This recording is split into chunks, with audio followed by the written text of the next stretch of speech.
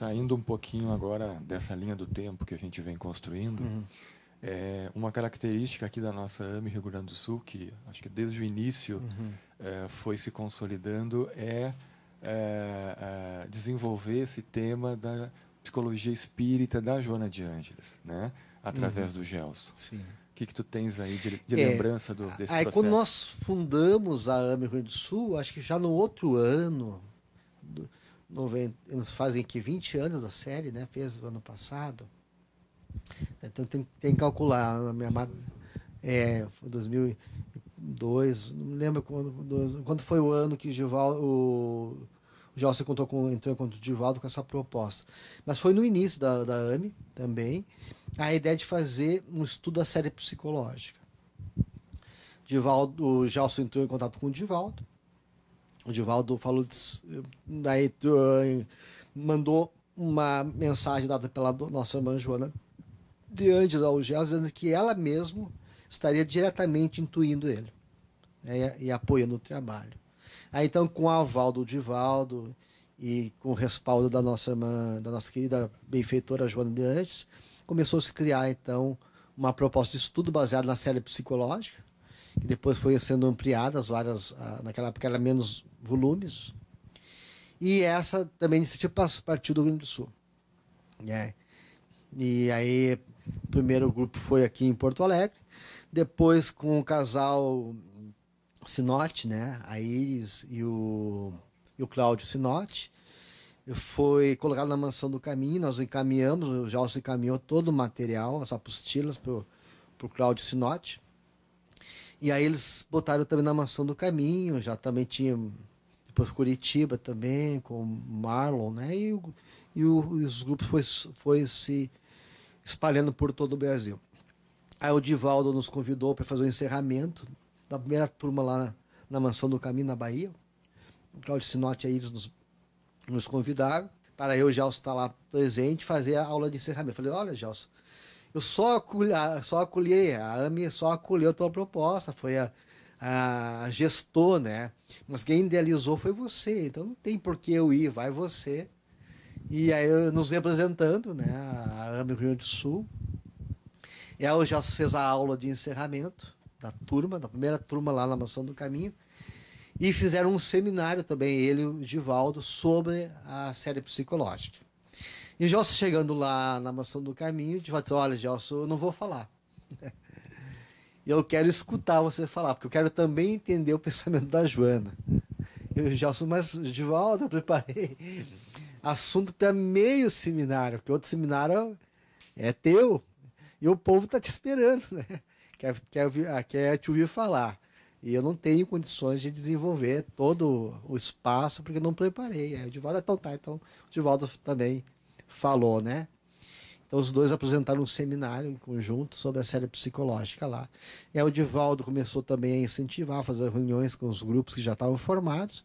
E hoje nós temos o grupo de estudos praticamente espalhado por todo o Brasil, no exterior, e agora a FEB, a Federação Espírita Brasileira, também está iniciando um trabalho lá com o auxílio do Daniel, lá da AME Brasília, Tiago da AME Planalto, com orientação do Gelson, um grupo de estudo também lá em Brasília, junto à FEB, da série psicológica.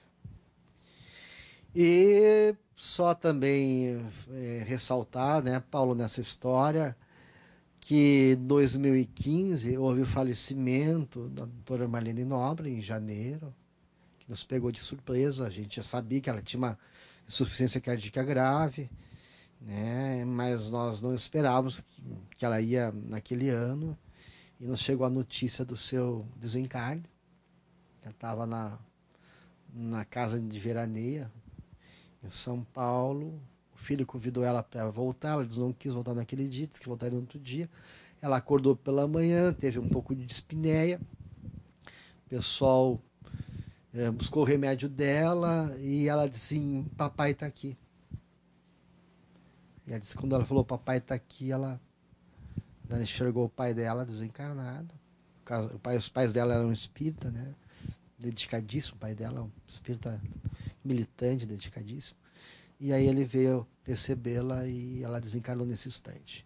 E aí tivemos que, eu era o vice-presidente da doutora Marlene, tivemos que assumir a presidência, e nesse ano foi o Mednesp em Goiânia, em Goiás, Goiânia, e aí foi feito então a eleição na diretoria e acabamos nós assumindo, com o apoio de todos os grupos, que era o pensamento dela, eu não sabia disso, ela já tinha orientado as AMES que gostaria que eu permanecesse no lugar dela. E no próprio velório que houve lá em São Paulo, nós estávamos lá, o nosso querido Roberto Lúcio Sidilson, ele era o vice dela, né? Antes de mim, ele tinha sido vice dela. Nessa gestão era eu que estava de vice dela. Eu sabia que a dona Marlene queria que você fosse o presidente, então a mesma dedicação e lealdade que eu tinha com ela, tu terás da minha parte, veio e deu todo o apoio, o pessoal me apoiou, né? O pessoal me acolheu, e isso foi muito importante, esse apoio e essa união de todos. E aí, assumindo a AME Brasil, nós deixamos de lado a direção da AME Rio Grande do Sul, que até aquele momento eu era o presidente, e aí assumiu o Paulo, né, Rogério. Foram quase 20 anos, né, Gilson? Sim. Desde a fundação até esse momento. O cara não queria largar o osso. Mas 20 anos. Lembrando o nosso lar, né? O cara ficou. O governador do nosso lar ficou quase que 1000 anos, né? Na presidência do nosso lar, né? Mas aí realmente não havia como a gente abarcar, né, as coisas. E foi interessante daí que foi uma coisa muito bacana que, com a mudança também da direção, o Paulo assumindo. Houve também uma nova reestruturação. Sempre é bom pessoas novas, sangue novo, uma nova abordagem, pessoal com mais energia. E houve uma dinamização aqui da AME, foi muito bacana o trabalho de vocês, tem sido, né, Paulo? E aí também o surgimento da sede, eu ainda estava de presidente quando a sede começou, né? Nós tínhamos feito plano estratégico, te lembra? As bases e o planejamento estratégico foram ainda no final desse período em que tu da minha gestão, né? E aí vocês depois abraçaram o plano estratégico e desenvolveram ele com bastante eficiência, né? E como tem sido até hoje, a AME Rio Grande do Sul continua produzindo e crescendo cada vez mais, né? E esse período foi um período muito profícuo em que se começou a produzir livros também, né? Exatamente. Estou lembrando aqui um pouco antes desse ano, a série Conectando, através do Carlos Durgante, e outros livros começaram a ser Exato, produzidos. começamos pela Fergs, né? Conectando, que foi 1, 2, 3 e 4. Aí na gestão da Beth também, que continuou nos apoiando, a Beth Barbieri, né? Fizemos então o primeiro livro do Conectando, Saúde e Espiritualidade. E nesse período também, lá na AME Brasil, foi feita a editora da AME Brasil. Já era uma ideia, que nós estávamos nos livros da AME, só que ditado pela Fé Editora. E aí nós levamos a proposta de criar uma editora da AME Brasil. Depois a própria AME Brasil passou a editar seus livros e das outras AMEs também, né? As outras obras que a AME Rio Grande do Sul colaborou, em várias das obras, foram editadas pela AME Brasil. Né? Mas teve também essa iniciativa e até hoje a gente vê obras excelentes, né? Sendo líder de vendas em todo o Brasil, algumas delas ficando em primeiro lugar, em poucos meses a edição acabando, né?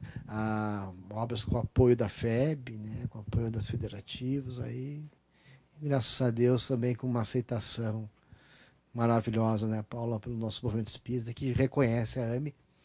E hoje a AME Brasil faz parte das entidades especializadas junto à FEB, né? Uma entidade que tem um importante papel de apoio técnico à Federação Espírita. Como nós fazemos aqui no Rio Grande do Sul, a AMERGS, nesses assuntos polêmicos, aborto, eutanásia, né, a Federação nos convidava para a AME Rio Grande do Sul dar o parecer. Nós tivemos na Assembleia Legislativa do Estado do Rio Grande do Sul um debate sobre o aborto de crianças com anencefalia aqui e aí a FERGS nos pediu para nós representar a FERGS nesse debate. Veio a Jussara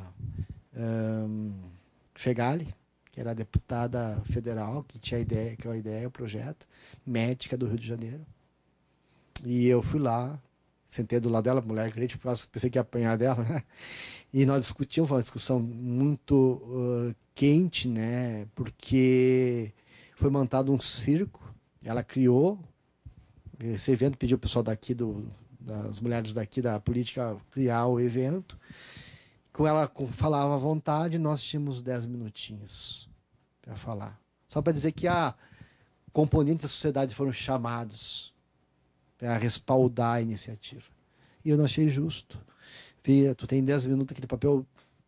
Peguei aquele papel, fiz de conta que não vi, botei para o lado, e aí eu passei a trazer argumentação técnica, não religiosa, desfazendo todos os argumentos dela. E ela ficou apavorada, ela olhava para uma média da frente dela, e eu comecei a trazer argumentos neurológicos. E aí o pessoal do jornalista, que estava meio morto a coisa, começou a me chamar para entrevistar, eu saí, me chamaram. Daí ela falou contrário aos meus argumentos, quando eu estava dando entrevista ali fora para o jornalista. Quando eu voltei, eu falei para ela, eu quero a palavra. Tu falaste no meu nome. Eu tenho direito ao contraditório, e ela não queria me dar. E daí eu comecei a falar no ouvido dela, se tu não dá, eu vou levantar, vou fazer um escândalo aqui. E aí ela teve que dar a palavra, então ali nós desconstruímos tudo aquilo que havia, né? E assim também a Brasil várias vezes participou lá no Senado, que havia os debates lá sobre aborto, esses assuntos da área da bioética. A FEB também nos convidava, o Dr. Marlene teve lá, a Ervênia falando, defendendo, advogando em favor da vida, né, contra o aborto. E há pouco tempo, acho que no ano passado, a AME Brasil lançou um livro justamente sobre esse tema. A doutora Marlene já tinha escrito sobre os anencéfalos, né? E esse assunto continua em pauta e essa luta continua. É uma das bandeiras das AMEs, né? A bioética, né? A defesa da vida. É uma coisa que a doutora Marlene sempre pautou, incentivou as AMEs, foi uma grande guerreira, uma grande defensora da vida, conforme a orientação do próprio Chico. E hoje nós continuamos o legado que ela deixou na defesa dos mais fracos, né? A sociedade, ela é reconhecida seu valor pela sua capacidade de defender os mais fracos. E os mais fracos são as crianças que não têm voz, os velhinhos, né? E a gente, como uma instituição que tem essa consciência do nosso papel, estamos aí em defesa, então, das crianças que não nasceram. Eu acho que agora a gente pode agradecer de novo a tua vinda, esse depoimento, né? Tenho certeza que vai reavivar muitas memórias desses colegas, dessas pessoas todas que participaram ao longo dessas 2 décadas dos eventos, né?